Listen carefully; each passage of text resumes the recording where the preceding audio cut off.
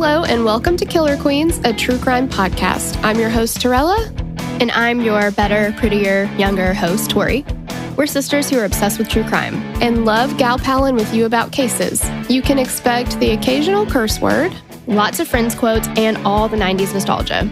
To get in on the conversation, check us out at killerqueenspodcast.com. You can also find us on Instagram and Facebook at Killer Queens Podcast. And we're on YouTube at Killer Queens, a true crime podcast. Okay, y'all, grab your Capri Suns or your Surge and let's talk about some true crime.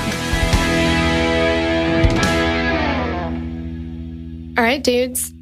Welcome to Killer Queens. Yeah. We are doing fucking Kurt Cobain.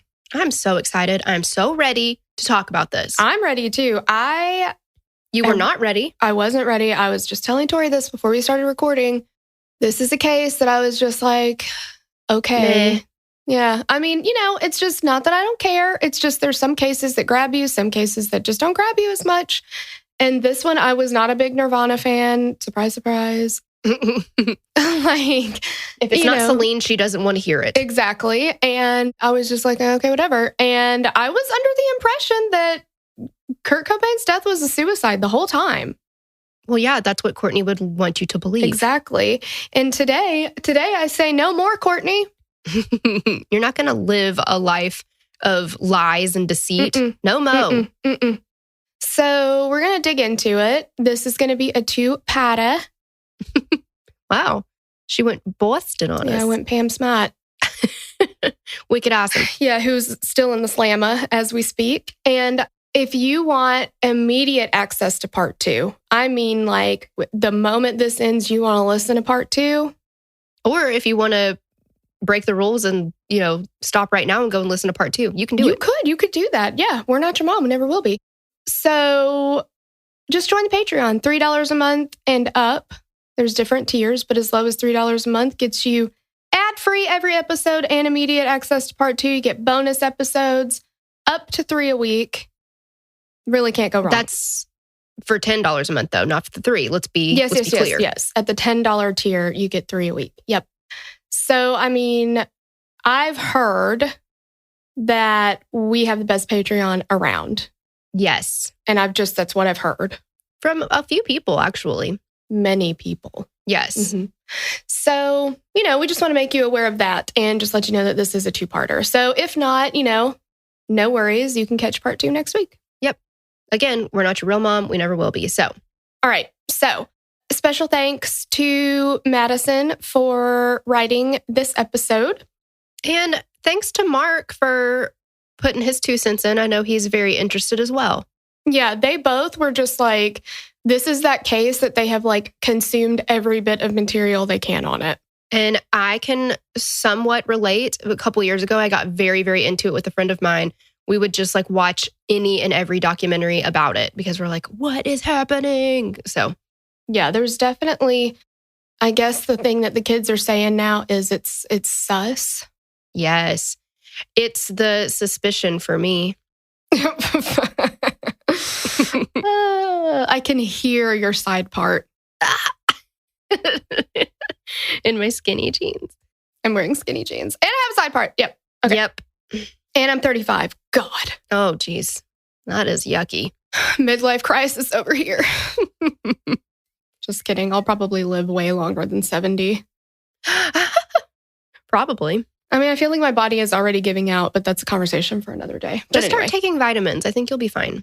No, I actually do take vitamins. Okay. So let's get started. First of all, first of all, I wanted to say there are a couple things you can watch on it. If you have not watched anything on it, like me, you can watch Soaked in Bleach.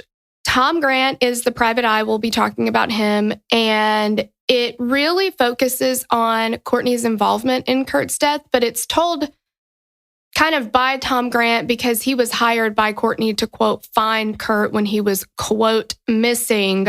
Yes, we'll get into it, but she filed a missing persons report. Yeah, and she hired him and all the things. So you can check that out. And Soaked in Bleach I watched it through Prime with an IMDb TV add-on. Yes. And I actually started watching it on YouTube, and I did not realize that it was like Dutch or something. The audio was English, but all of the on-screen text was not English. Oh, no. And I was like, man, I really wish I knew what they were saying right here. And then I figured out it was on Prime, so that was my bad. And then there's Montage of Heck. It's more about Kurt's life, and Kurt and Courtney, which is a little bit of both. Kurt and Courtney, I've watched it. It's not my favorite documentary that's ever been. It's a little... It's that new Nick Broomfield guy. I wish he would just hire someone else to narrate it. Oh my God, he really is annoying. He really is. But it's got some good information. It's just not... There are things I have some notes. I'll just say that. Yeah. So there's that. So if you want to watch something, check those out. And now we will commence. Yes. All right. So Tori, you want to tell us a little about Kurt? I really do.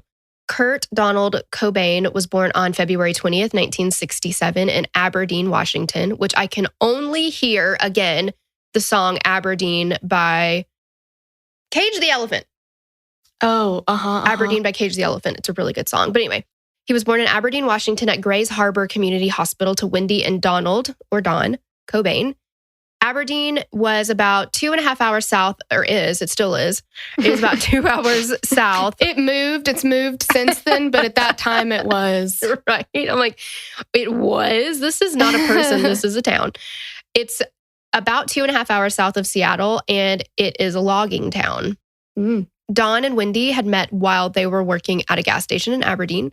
Once they were married, Wendy couldn't wait to get pregnant. Kurt was the first grandchild on both sides, so there were constantly family members visiting. Kurt was magnetic with his bright blonde hair and blue eyes. People loved being around him. He was also so kind. He was always worrying about others, and he started singing and playing guitar and drawing as a young child. His Aunt Mary, who gave him his first guitar, recorded him singing often. She said he loved to sing songs by the Beatles. She said he was always the center of attention and wanted to be able to do things by himself, which is, I do by self. Mm-hmm.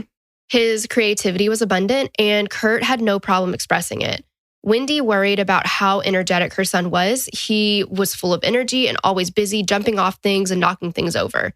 Sounds like he had a little bit of house cat in him. Just knocking shit off the table. I was like, oh, were you going to drink this water? Not anymore. Exactly. She became so concerned that she brought Kurt to a doctor to be evaluated for his hyperactivity. Wendy said that Don didn't seem to know how to handle his son. He believed that children should be seen, not heard. Don belittled and ridiculed his son. I'm sorry. Anybody who believes that children should be seen and not heard has never been around a child. They are loud as fuck. Exactly. Like, you don't have children as decoration. You know what I mean? Like, I don't get that. No, and if you were like trying to have them as decoration, be like, okay, this is what I want them to wear and whatever, the magnitude of the tantrum because you want them to wear something, it just like, fine, just whatever, just fine. Wear that. Wear your sweatpants and cowboy boots. I don't care. Yeah, just whatever. Yes, exactly. Well, I wouldn't be surprised, especially at that time in history, if spankings were abundant. Yeah. Switches and whatnot. Sure. Mm-hmm. But by the time Kurt was 9 years old, his parents had gotten a divorce. Wendy said that she just wasn't happy in her marriage and that she felt she hadn't accomplished anything with her life. Don moved out and Kurt stayed at the home with his mother and younger sister, Kim. Sounds like that was the best option for him. Yeah. And divorce wasn't common in the community, and the Cobains became the topic of gossip in town. Kurt was incredibly embarrassed and didn't know how to express what he was feeling. He started acting out, arguing with his mother and sister. It got to the point where Wendy had to send her son to live with his father. It was another blow to Kurt when his father remarried. Kurt's new stepmother, Jenny, had 2 children, all as well as the son she was having with Dawn. Initially, Kurt seemed to be doing well at his father's house. Jenny said that he looked forward to family game nights, always making sure that they were on the same night each week. Unfortunately, though, it wasn't long before Kurt started retreating into his room. He was spending most of his time playing guitar. He was a sullen teenager and started being mean to his siblings.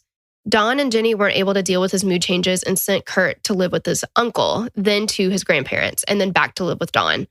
Nobody seemed to be able to handle Kurt for more than a few weeks. He spent some nights under a local bridge and spent nearly a month on a friend's couch. The friend's father said that Kurt was polite and helpful, that he eventually worked his way into the family tour rotation. He also said that he didn't remember ever being in touch with either of Kurt's parents. Finally, when he was about 15 years old, with no other options, Kurt moved back in with his mom. And I actually think, like the couch that he stayed on, it was like, he would stay there for like a week at a time and then like, a couple weeks, then a month. And then I think at one point he was there for the better part of a year. Yeah, that's what they said. Uh-huh. Yeah. Like for his parents to not be like, hey, where are everything you? Okay? Yeah. Like, is he wearing out his welcome? Like anything, like just no contact. It kind of seems like they were just like, okay, as long as he's not bothering us, we're fine. Exactly. Mm-hmm. It's very sad. In high school, Kurt discovered marijuana cigarettes, I'm sure. Mm-hmm, mm-hmm. I bet he inhaled. Yes, I'm sure he did. How many pots have you smoking? He felt like it was an escape and prevented him from having routine nervous breakdowns. He began hanging with a group of boys from school who stole alcohol from the house of a local girl who was very overweight and had developmental delays. In his journals, he made references to suicide and feeling like a loser for not having had sex. He went back to the home of his neighborhood girl and almost had sex with her, but wasn't able to follow through. His classmates found out about the encounter and began calling him names and harassing him at school. Feeling severely depressed, Kurt got drunk and high, went to a nearby train track and laid down on the track with 2 big pieces of cement on his chest and legs. He waited for the next train to come, but at the last minute, the train veered onto the track beside him. After this brush with death, Kurt made the decision to try and rehabilitate himself. As time went on, he became less depressed, but still struggled to make friends. He spent most of his time at school in the smoker's shed out back before finally quitting high school with 2 months left before graduation. Like at the finish line. And he's like, nope. No. Not doing it. I feel like that happens so often. It's like, you're right there. I know. Yep. You're so close. Just give it 2 months. Come on. I know. Kurt didn't have enough credits to graduate on time, and he couldn't deal with the feelings of isolation he felt at Aberdeen High School. His sister said that he was searching for whatever made him feel like he wasn't alone and that he wasn't so different. Kurt had also become extremely drawn to punk rock music. It was an escape for him. Unfortunately, it wasn't commonly found in the record stores at Aberdeen. A friend made him a few mixtapes that he wore out, playing them every day, lip syncing and playing guitar with them. He felt that the music helped express the way he felt socially and politically. At 15, he made his first recording with his Aunt Mary. She had recording equipment in her home and offered to let him use the computer drummer that she had. Kurt said that he didn't want to use a computer and that he wanted to keep his music pure. Instead, he banged on a suitcase. At the age of 18, in 1985, Kurt was working as a janitor. He met Chris Novoselic? Yes, he met Chris Novoselic. Chris remembered noticing how good of an artist Kurt was. He never had idle hands and was constantly creating something. He had notebooks filled with doodles, lyrics, and notes and spent hours daily playing guitar, writing music. There were many rock and metal bands that had formed in Aberdeen, most notably the Melvins. Kurt attended many of their shows and practices and knew that is what he wanted to do. Do you know who the Melvins are? I have heard of them. I think I've heard a song or two. Yes. It's like in, I thought it was kind of funny in the Soaked in Bleach thing that, they have somebody acting this out. And it was actually a guy that I've seen in a bunch of stuff. Yeah, I feel like the reenactments were really great. Like they picked some really good people to play. Yeah, they really did. It was extremely well done, the whole thing. Like I was just very impressed with it. But when Courtney calls the PI at first and she's like, I need help finding my husband, but like, blah, blah, blah, blah. And she's like, what kind of famous or whatever? And he's like, okay, what's your name? And she's like, Courtney Love. And he's like, cool. What's your husband's name? And she's like, are you fucking kidding me right now? And he's like, I don't, just what's your husband's name? And so he wrote it down and he's like, shows the writing to the guy behind him who's much younger than him. And the guy's like, holy shit, it's Kurt Cobain. And he's like, yeah, I don't know what you're talking about. Like he was just like, never heard of her. Yeah, exactly. He's just like, I have no idea what's happening.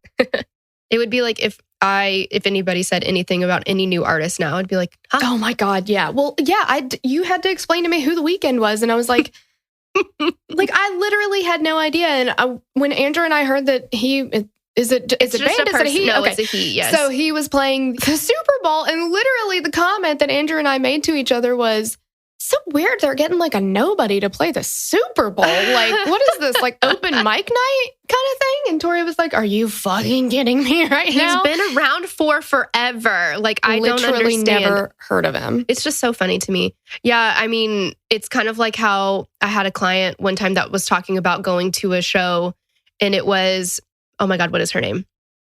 Iggy Azalea. She was performing, like headlining, and Ludacris opened for her, and they were like, these kids in front of them or her was like, oh my gosh, I really hope, like, that's awesome. I really hope that Ludacris makes it big after this, because they thought that Ludacris was brand new.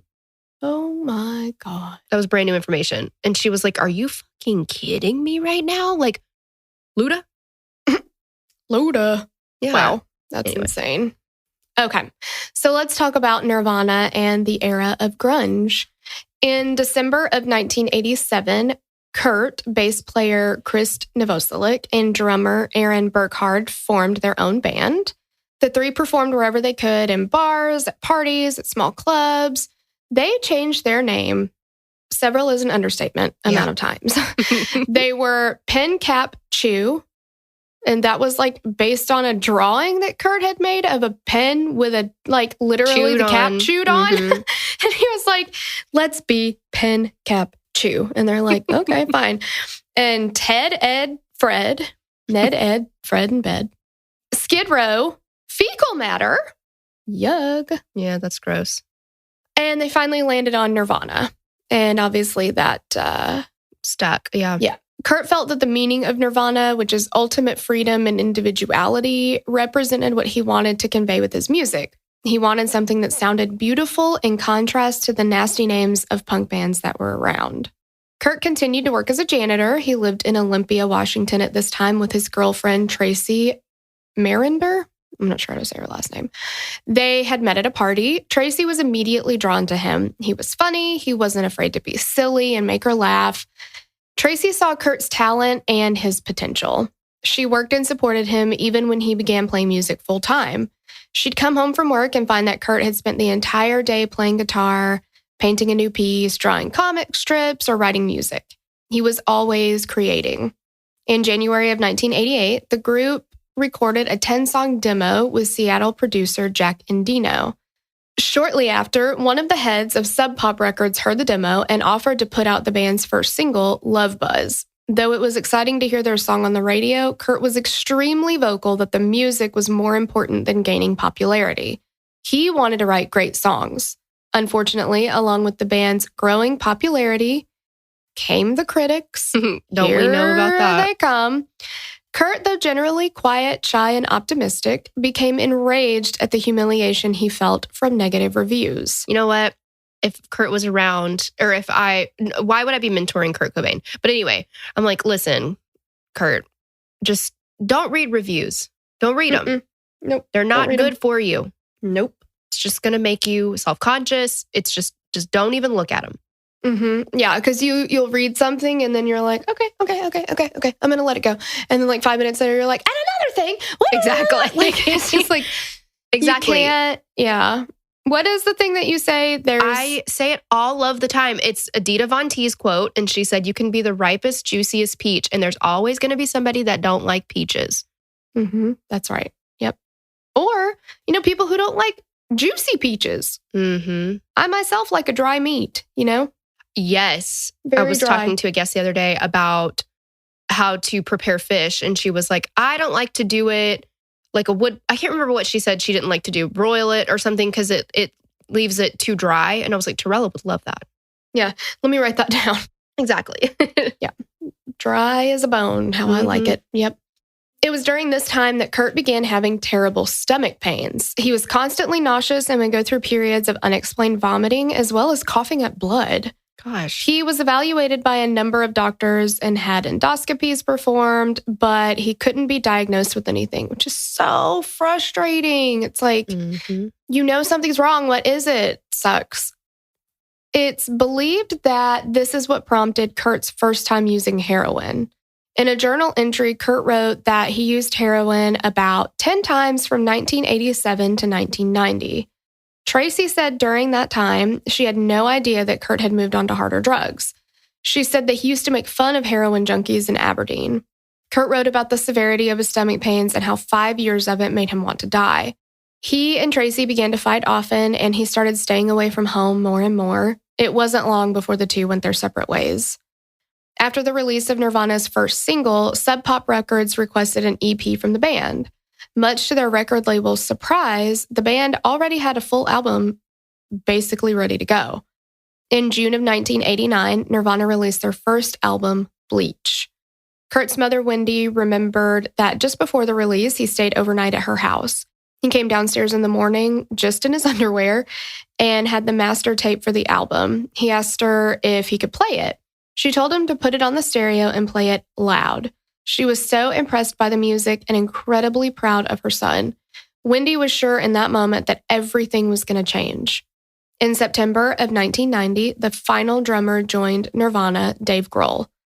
The group briefly toured England and the United States, gaining more and more popularity. In 1991, Nirvana signed with DGC Records and soon after released the album Nevermind. Within a month, the album was certified gold, and within 4 months, it was the #1 album on the Billboard 200.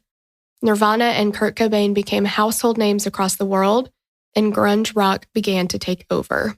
I will say the name Nevermind of that album made me believe for a very long time that Nevermind was just one word. Is it not? No, I think it's 2 words. And so now I gotta look. I think every time I try to type it as one word, it like autocorrects it for me.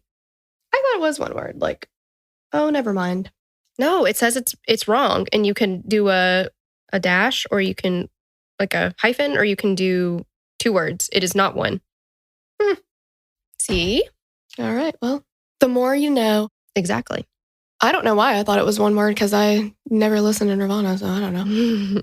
But it's also like really incredible that, I mean, I feel like nowadays, not that it's easy to become super famous because it's not, but I feel like there are just more avenues, you know, like at that time you had to, you know, tour around everywhere, play all the teeny little, places. All about the grind. Yeah. And you had to just like either know somebody or hope that there was somebody there who could tell somebody and then get you in with a record executive, like that kind of thing. Yeah. Put out your demo tapes and like. Yeah, exactly. Send them to all the radio stations and all the things. So, I mean, it's pretty incredible. Yep. How quickly it happened for them. I know. I mean, it's like, it's just amazing. I feel like right place, right time, right? And it's all about timing because I know there are a few bands like in Nashville that I have loved to see and they're really awesome, but it's like more that pop punk and that's not really popular right now. So I'm like, why haven't they made it super big? And it's like, because it's not what's in right now. Exactly. Yeah. So it's like the stars perfectly aligned for Nirvana. So enter Courtney Love. We're not huge fans. No, we've been made aware that there are people who do like Courtney Love. I don't get it. You know, but to each his own. I do like some of Hole's music, I'll be honest. But especially just after this, I'm like, fuck Courtney Love. Yeah. But I never liked her. Yeah, we're going to talk about her and we're also probably going to sing. Well, no, we definitely are going to sing Celebrity Skin by Hole. It's going to happen. Yeah, we unfortunately don't have time to smoke 47 cigarettes in preparation, so we'll just get as close as possible. Yes. Courtney Love was the lead singer of an alternative rock band, Hole. With shaggy yellow blonde hair, powdered face, and bright red lipstick, the songstress was immediately drawn to Kurt. She said that the first time she saw him was performing in 1989, and she developed a crush on him. The two formally met in January of 1990 at a nightclub in Portland, Oregon. Courtney was 26 years old and Kurt was 23 years old. Nirvana's fame was continuing to grow and Courtney's band would release their first album later that year. Again, I'm going to go ahead and say, I'm going to sing the song, but it's like, oh, make me over. I'm all I want to be. I feel you're like making it sound too good. Oh, really? Yeah. Oh, thanks. She's horrible. I didn't have time to smoke. That's true. I shouldn't judge you. I'm sorry. Okay. I'm like, I'm giving it all I got here. That second smoke line some is really, come back. yeah, really where I shined, I think. I'm all I want to be. There you go. There you go. I just got to like scream myself hoarse and then I'll get it. There you go. Courtney seemed to be from all over. She wasn't close to her mother and father. She spent some time in a juvenile detention center after stealing a Kiss t-shirt from a store. Seems like a hefty punishment for stealing, but okay. Yeah, for a t-shirt. For a t-shirt. After being released, Courtney began stripping. She moved to LA and had a brief stint with acting. After realizing that acting wasn't the path for her, she moved back to Portland and began singing and playing with different bands. While still stripping in Minneapolis, she formed the band Hole, playing gigs wherever she could. The first time I saw her on stage, she was dressed like a soiled debutante, said Rosemary Carroll, Courtney's lawyer, in a Vanity Fair interview in 1992. Her dress was ripped and she was a mess except for a perfectly pressed, huge bow on the back of her dress. She was riveting to watch. Courtney had a presence and a power that was fascinating. In 1991, the band hit their stride in England, where they started to gain more fame. The fans were intrigued by Courtney's punk pinup style and her loud personality. When Hole returned to the United States, their notoriety followed and they began to gain fans around the US. Though the couple was considered the alternative rock king and queen, their personalities seemed very different. Friends said that Courtney was bossy, loud, and obnoxious, totally believable, and she demanded his attention, which was difficult for him. Kurt was laid back and shy. People sometimes mistook his shyness for a lack of confidence, which was far from the truth. Kurt was sometimes quiet, but very intentional. He was thoughtful and kind and was entranced by Courtney's wild demeanor. On February 24th, 1992, the two married in a small ceremony on Waikiki Beach. The couple had a prenup, which has been reported as both of their ideas. Courtney was already pregnant at this time, and on August 18th, 1992, Frances Bean Cobain was born. Her parents chose her godparents as REM's Michael Stipe and actress Drew Barrymore. I thought Rosemary was a godparent. I don't even know. Maybe she's like a fun aunt. I don't know. Yeah. Maybe Drew was too busy to fulfill her godmothery duties. Maybe. I didn't know Drew Barrymore was that close to them. I didn't either, but the more you know. Let's get into the shit show that was Kurt and Courtney. It's just so sad to hear. And it's one of those things that like people are drawn to because it's drama, but it's their life and it's just sad. I don't know. Yeah. And it just like, he was so young when he got sucked into the Courtney shit show. Yes. Yeah, exactly. Courtney and Kurt were in love and Nirvana was a worldwide sensation. They released their second album, Nevermind, in September of 1991 with their hit single, Smells Like Teen Spirit. The name of the song came from a friend of Kurt's. One night after partying, Kurt's friend spray painted the words on his wall, "Kurt smells like Teen Spirit," in reference to the name of the deodorant that the girl was wearing that Kurt was dating at the time, which I could not wait to use Teen Spirit deodorant because I was like, that's when I will be a big girl, basically. Like, you use that when you're a teen and I can't wait to be a teen. Exactly. Yeah. The song was so popular that it eventually knocked Michael Jackson's hit Dangerous from the charts. The immediate success of the single made Kurt uncomfortable. The whole idea of grunge music was not to have such notoriety. Smells Like Teen Spirit brought Nirvana into the main line of the music industry. Kurt and Courtney's relationship was wild.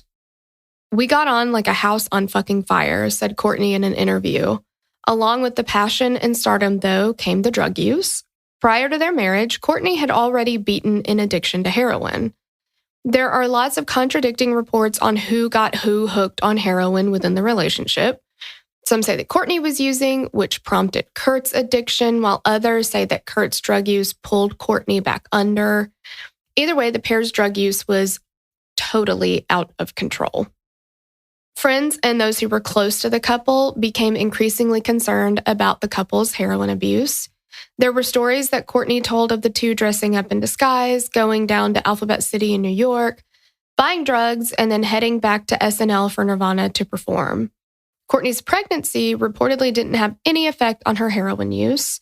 Friends tried interventions and keeping the couple clean, but unfortunately, just after Frances Bean's birth, she was removed from Courtney and Kurt's home based on information in media reports of an unsafe living environment. The case was eventually dropped and she was returned home to her parents. Courtney said that Kurt had a fantasy of making $3 million, then just being a junkie. Despite his addiction, Kurt thought Francis was the most important thing in the world. He was affectionate and loving, unlike his own father. He wrote about his love for her often in his journals. I will fight to my death to keep the right to provide for my child. I'll go out of my way to remind her that I love her more than I love myself. Not because it's a father's duty, but because I want to out of love. He said that she might be the reason he gave up music eventually. If anything will stop me from pursuing this rock and roll thing, it's going to be her because I don't want her to be screwed up because of it. The couple had regular urine tests and home checks from child services, so it's believed that the couple was off drugs at least for a short period of time.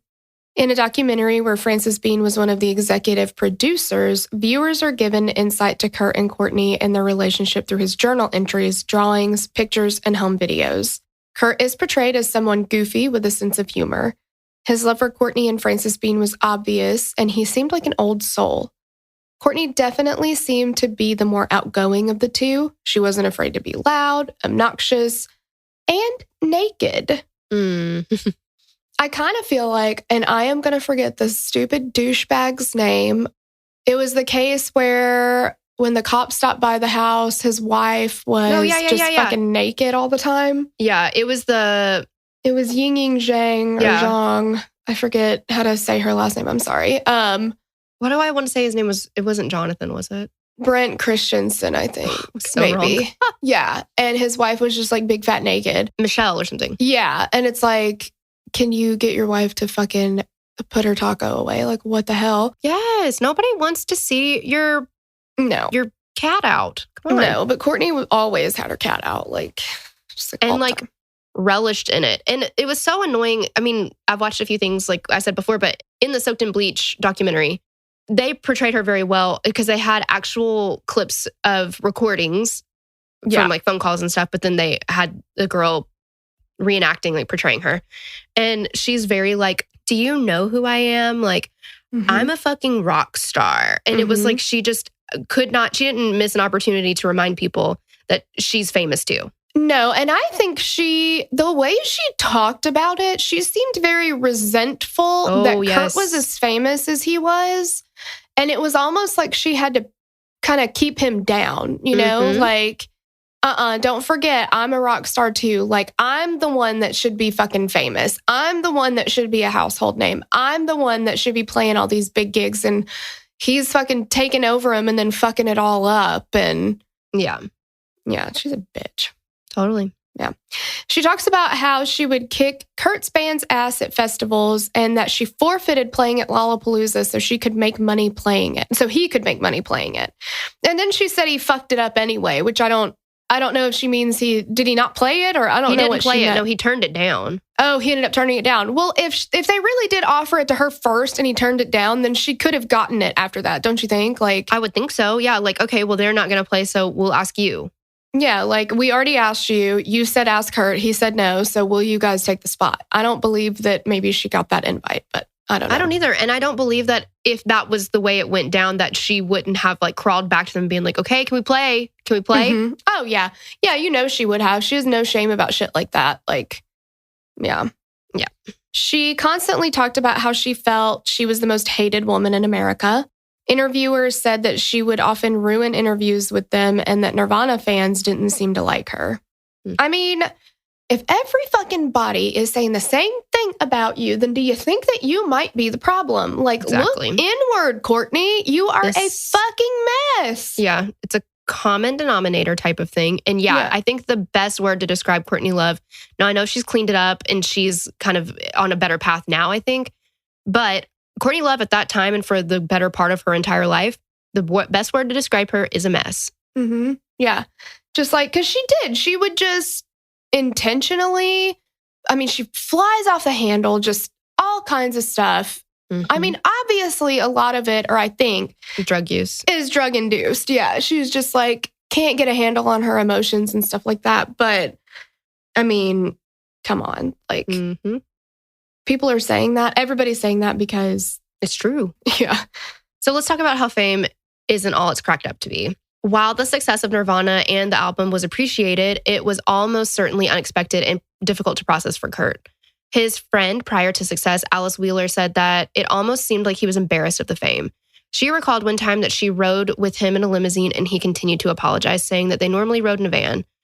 She believed it was difficult for him to go from being a kid who was bullied in school to a celebrity who was being chased for autographs and photos. His life became constant touring and he grew sick of being asked to play Smells Like Teen Spirit all the time. I can't imagine. Mm-mm. Especially if something like I was thinking about this, it's not the same, but I was thinking about this with Paramore. And oh my God, what is that song called? Misery Business? Mm-hmm. And it was about something like, you write a song.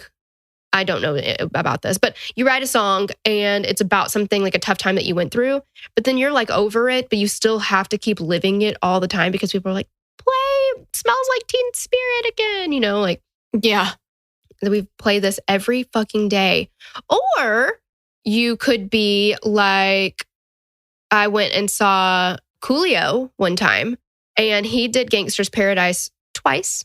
Yeah, I remember when Snow Patrol did Chasing Cars 3 fucking times. Because they had to get it right, like the sound, the There guitars was weren't tuned or something. wrong with the fucking amp or something. And he was like, no, we're going to get this right. And everybody was like, woohoo. And I was like, you have other songs. Yeah, I want to hear something else.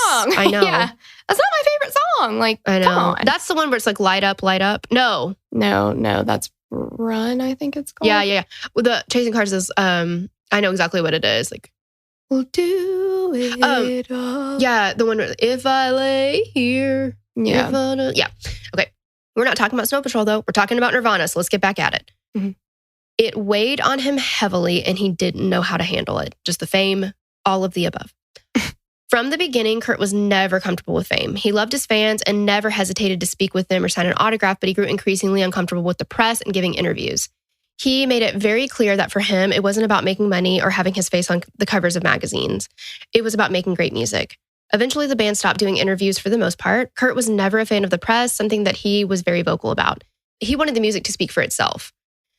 At one time, he said that he wanted to be seen as a singer and a songwriter, someone who could sit down on stage with an acoustic guitar, play shows like Johnny Cash, and not be thought of as a joke. He didn't want to be forever pigeonholed as a grunge singer. He wanted to grow as an artist. He even went through periods where his friends said that he hated the attention of being a rock star. Kurt's mother felt as though the drug use was getting worse and worse. He had sores on his body and was losing a significant amount of weight. She said that he'd come home often and that she finally confronted him about the drug use. Kurt cried when his mother brought it up and told her how ashamed he was. Those around Kurt and Courtney saw that the two were headed for an implosion. In the Vanity Fair interview, a record executive said, Kurt and Courtney are the 90s much more talented version of Sid and Nancy. Courtney is going to be famous and Kurt already is.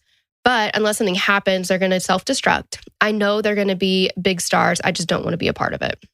Ooh, that's a hot take. Yeah. Eh? Is that what kids are saying these things? Nobody's saying that. Nobody says hot take? Nobody says that. Is that over now or somebody has said it? I've never heard it before, except for just right now out of your mouth. Oh, maybe I'm just super cool then. Okay. Debatable. I might have heard it on a mom podcast now that I think about it. Anyway. Hot take. Yeah. All right. So overdose or suicide attempt. In early 1994, while touring Europe with Nirvana, Kurt came down with a sudden throat ailment, causing him to lose his voice. He had to cancel several shows. Courtney said that her husband called her crying, saying that he hated everything and everybody. She said he was depressed and had asked her to come visit. Courtney said that she was with her band, something she hadn't spent a significant amount of time doing in a while. So she meets him in Rome and said that the two spent the evening in his hotel room eating room service and sharing a bottle of champagne. She also said that she believed that Kurt knew that she considered cheating on him. She said she never actually did, although there are many reports that it was well known that Courtney was having an affair with Smashing Pumpkins' Billy Corgan. Really?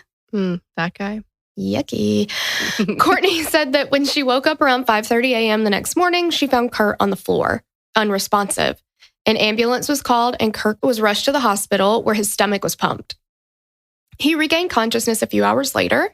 It was found that Kurt had overdosed on Rohypnol, commonly known as the date rape drug. Courtney said in multiple interviews that Kurt had taken 50 or 60 pills and that she definitely believed it to be a suicide attempt. I'm sorry. these are roofies, right? Mm-hmm. One roofie knocks you so on your ass. How would you even get that many pills down? That's what I was thinking. 50 or 60, I don't see any way that you'd survive it, especially Unless if it was handfuls at the same time. I don't know.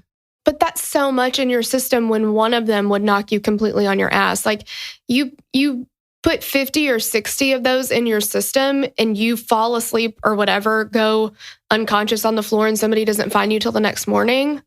I don't believe you're still alive. Yeah. I mean, I'm not a doctor and whatever, but that's just a lot. Mm-hmm. The doctor who tended to Kurt, though, disagreed. He said that Kurt had ingested much less than Courtney reported and that it didn't appear to be a suicide attempt. The doctor was very adamant that it was an accidental overdose. He had taken some of the Rohypnol and then drank champagne on top of it. Mm-hmm. That's all it was. On March 18th, police were called to the Cobain residence because of an escalated domestic dispute. Courtney said that Kurt had locked himself in a room with a gun and threatened to shoot himself. The police confiscated the gun along with several others. Kurt denied that he was going to attempt suicide, just saying that he wanted to be away from Courtney. And then 1 month later, Kurt Cobain was dead. Oh my gosh. Like WTF. Mm-hmm. You know? That's insane. Yeah, so we're going to get to the events, that transpire between that month and the investigation, but we cannot do that today. No. And our hands are tied. We have to do that next time. Exactly. But if you are a patron, you can have it right now. Yep. Go for it. Yep. We'll see you on the other side. Scoot on over there. Yeah. No cliffhanger for you. Nope. If not, no big deal. We're just saying there are reasons. There are reasons. $3. Look, you can pay the $3 and then cancel the bitch. I don't care. Well, Torella. You didn't hear it from me. Don't tell Tori I said that. You just said it to me. I'm just saying work the system. That's all I'm saying. If you have to. I don't know. Okay. All right. Well, do what you want to do.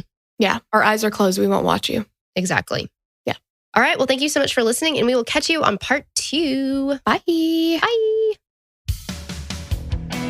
Oh my God, you guys, we have got some Hey Girl thank yous. I can't say thankses. Ew, no. You know what I mean? Yeah, so I had to, Hey Girl thank you. We got a little Hey Girl prim and proper with it. Yeah, I don't Yeah, none of that's working. So for some of our newer patrons, we will begin that process now. Now, I do want to say, we've been getting a lot of messages about I haven't got my shout out or things like that. The shout outs are for $10 patrons and up. So if you're signed up under the $10 tier, that's why you're not hearing your name. If you are signed up $10 and up and you didn't hear it, shoot us a message. We'll either find the episode that it was in or we will add you to the list because, to be quite honest, technology sometimes misses things and we're so sorry. Yes. But we love you either way and we want to do your shout out for sure. Yes. Okay. So Hey Girl thanksies to Angela Barr, Kelly Butler. Oh my God, Jen Ebert, shut your mouth. Love you. Nevy Brooks. Candace Rayburn. Samantha. Go for it. Big Samantha, you know who you are just because we said, Benigwix. Okay. That's not it. I don't know. I'm sorry. I don't either. I don't know. Sorry, girl. Vicky. Jessica Burgess. Carly. Heather Farmer.